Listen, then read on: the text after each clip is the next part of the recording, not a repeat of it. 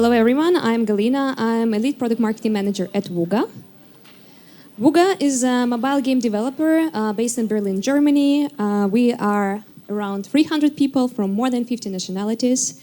We also became a part of Playtika family in 2018. We are a market leader in the story-driven casual games with several titles. With our big pride, the biggest title, June's Journey. It's again also a market leader, but hidden object games.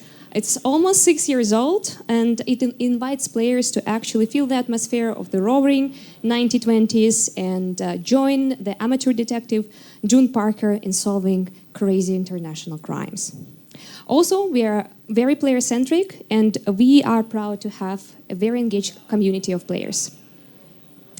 So today I will talk about player insights and how to integrate them in various strategies. We will also go to better understand why player insights are important. We will walk through steps to build a good research strategy. I will introduce the player insights methodologies that we commonly use at Wooga, and also we will finish the presentation with the case studies from June's Journey. Player insights can be easily described as a collection, analysis, and interpretation of data coming from players in the context of the game. It helps you to examine player behavior patterns and better understand their pain points, motivations, preferences in the context of the game or a brand in general, or for the specific topic, for example, for a feature. And also, player insights include various methodologies. But let's actually take a look where we can integrate player insights, and there are definitely different areas which can help you in your strategic decision making. If you're taking a look for product and design development, first of all, understanding your players help you to build a sustainable game with strong retention and monetization KPIs.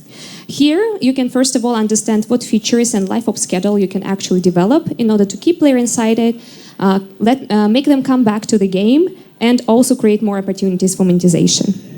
It's also very much recommended to use player insights in feature development process. And here, for example, you can test your feature with a small group and then identify the pain points and resolve them before you actually bringing it to the bigger community, which helps a lot in feature adaptability.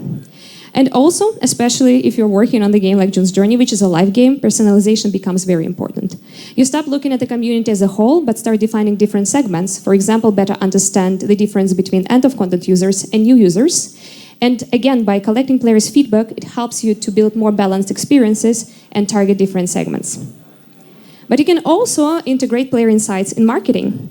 First of all, and again, this is where we are very proud of, we're not only collecting players' feedback in order to get valuable information for them, but this is the way how we build trust. We are developing a two-way communication with our community, and also we make actually our players believe that they are contributing in making June's Journey successful, and that's very important for us.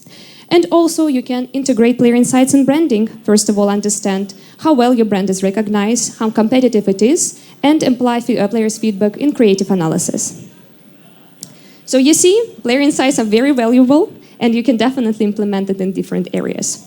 But it's very important to understand how also to make your research in order to make it effective. And here are a few steps. First of all, start with the research goals and questions. Try to understand what answers do you need, what assumptions would you like to test. Think about your research audience. Again, do you want actually to target all of your players or your player community, or maybe you're thinking about the specific segment. Sometimes you can even target players based on their markets.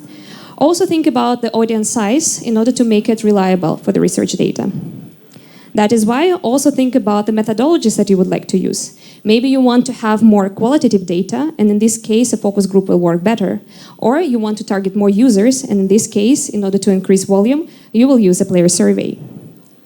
Lastly, and this is actually a very interesting one because it's often getting forgotten, think about your research timeline. When you need to implement your research, do you have enough time to actually have valuable action points? Or maybe you're planning a continuous research. For example, you're planning a new time-limited event in your game, but you also want to modify it in the future. That's why asking certain questions, for example, satisfaction about the feature, is very important to do on a continuous basis in order to see if their sentiment is also adapted in accordance with the changes that you implement in the game. And speaking about the methodologies, there are plenty of those, and here on the slide you can just see the ones that we are commonly using at Wooga. But again, when you're thinking about the methodology, don't stick to one, because it's better to actually use several methodologies in your research projects in order to have a broader understanding of the topic. For example, you can start with the sentiment tools and platforms. They help you to analyze player sentiment, which is publicly available, for example, on social media channels or in app stores. And first of all, identify what your players are talking about, what are the major pain points, what they like, what they dislike. This is already a very good base for you to start your research and dig deeper. And again, if you want to have deeper knowledge, here you're thinking about the qualitative research. Focus group is an amazing example. The sample is small, but you can ask a lot of open-ended questions, you have discussions with your group, and also get a lot of additional information that you can test with a bigger volume. Here, you again get this information and insights and start targeting more users, and it's very advised to do segmentation. For example, you can segment them based on player behavior. I think very interesting case for us is usually to actually see the difference between spenders and non-spenders, because sometimes their opinions differ, and again, bring it to balance. But you can see, using several methodologies really give you a 360 overview of feedback coming from your community. All right, this is what the general information about the player insights, but now let's jump to the case studies in order to see how we implement player insights in June's Journey strategies. The first case study was about June's Journey motivational segmentation. For the problem statement, we really wanted to understand what motivations drive June's Journey community in playing the game, and as well as other games. We also wanted to understand if we can build motivational clusters, groups with similar motivations, and again to understand what similarities and the differences between those. When we introduced this study, which was around 4 years ago, we also wanted to understand maybe our players have motivations, but June's Journey still doesn't have features that respond to these motivations. That's why we come out with the methodologies, which is done by annual surveys. We're running them every single year, or for example, when we release a big feature, in order to understand what motivational clusters we have. We also supported with various additional analysis, for example, a focus group, which is directed to a certain motivational clusters, for example, June's Journey decorators.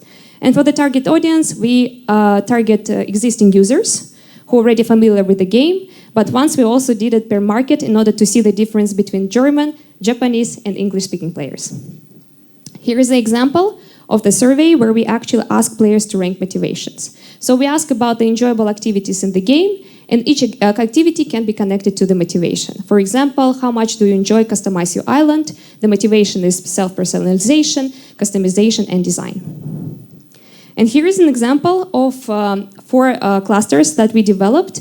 It's help us to visualize the differences and similarities between those. For example, we have competitor masters, which are more competition-driven players and more social ones. At the same time, we have quite an opposite one, which is story-driven cruisers, who are more solitary, they like not to be controlled by other players, they don't like peer pressure, and they like to open narrative universe. So what actually was the major findings for doing this research for 4 years already? First of all, we always managed to build between 4 or 6 motivational segments in the game. We also noticed from the very research, for the very first survey, that our players actually tend to be social, even though we didn't have social features in the game. That was the major driver for us actually to introduce social system in June's Journey.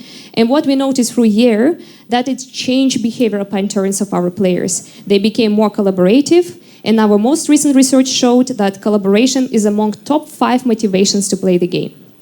We also noticed that segments can change over time, which I already mentioned, and also we noticed that keep in mind, your motivational segments will not be completely different. There are core motivations that will be strong among all segments. How impact the strategy? A lot.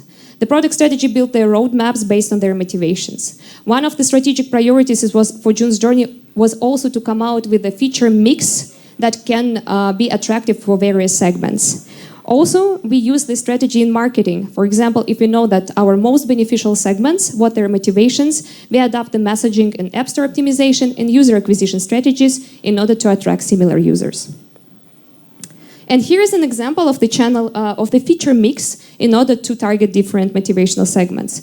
We recently released secrets for more solitary players, where they can open more narrative content, but at the same time, we also have detective leagues for social competitor players. And here's the second study, which is a bit more focused. We targeted very engaged users in order to build roadmap in 2023. The problem statement was that June's Journey is a mature game and it's becoming more and more challenging to bring novelty effect, to keep players excited, to make actually also to see and adapt their experiences. That's why we wanted to target, I'd say, best of the best, very engaged players who play every day, who know the game, who are the game ambassadors, in order to ask the questions how we can make their player experience more exciting. So we decided to go with a qualitative methodology, which is we built 3 focus groups. But again, I already previously mentioned, we also want to segment them based on monetization in order to see the differences. And then we run several surveys after that to test this hypothesis with a bigger group. So what was the first findings? Interestingly, but not surprisingly, our very engaged users are very social and collaborative. They like to be in clubs, they like to be club presidents, and they like to train other players to be social. We also noticed that they suggested some improvements because most of them are end of content users in order to make their experience about progression a bit better. How it impacted the 2023 roadmap? First of all, we decided to improve social features in the game. That's why one of the priority improvements was actually to build a better game chat. We also decided to bring a collaborative event this year because now our product team is more confident that it would be a blast and a success. And of course, we did some improvements in the progress of the game in order to bring better experiences. And again, here is an example. We already released the game chat and already bring some results on the game data. More players start sending the messages, almost by 10%. And I already mentioned we're excited to bring a new surprise to our community and also to communicate that we are bringing something that they wanted, which will be a new collaborative event. And I would like to sum up with the major findings. First of all, knowing your audience is extremely important. June's Journey is a very good case how to keep the game sustainable. Player insights shape various methodologies, but please keep in mind about the steps in order to build an effective research strategy. And lastly, methodology mixes really helps you to get a deeper sentimental review and better feedback from your players. Thank you.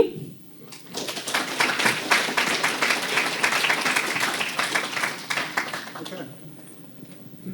We ended early. Any questions? Yes, we have a question. And we're going to hear from a panel very shortly, but a question, please. You spoke about the mature game and the fact that you cannot easily acquire users, and then the solution was to invest in social mechanism to maintain the existing games. Did you see any growth from implying those social mechanism in the new users acquisition? Partially. So social features definitely, like any social mechanics that we have, is the impact on the existing base. But definitely we start introducing, for example, new concepts of collaboration, team-based, and social competition, which already proved to be successful in user acquisition. So for that is exactly what I mentioned. If you see like a strong motivation, you translate it into creative, and you can already see that you bring more better quality users. One more question. Good. How do you measure and like what KPIs you use to measure your how your advice was implemented and the success of it? I think this is what we start actually discussing with the product managers. So it's a collaboration between player insights managers and product managers. So let's say that they are targeting the revenue KPIs. Or very good example was with the game chat. So they noticed that players are not really using that as much. And one of the KPIs would be actually the improvement of increasing the messaging. Sometimes, for example, when we have a very strong feature, but we notice again that players don't progress faster or not invest enough, we run the survey, see the pain points that players have, change them, and overall make another analysis, and they see the improvements on various KPIs, for example, progression, monetization, desire to spend. So thank you, Wooga, for a great presentation. Galina will be in the hallway if you want to speak with her.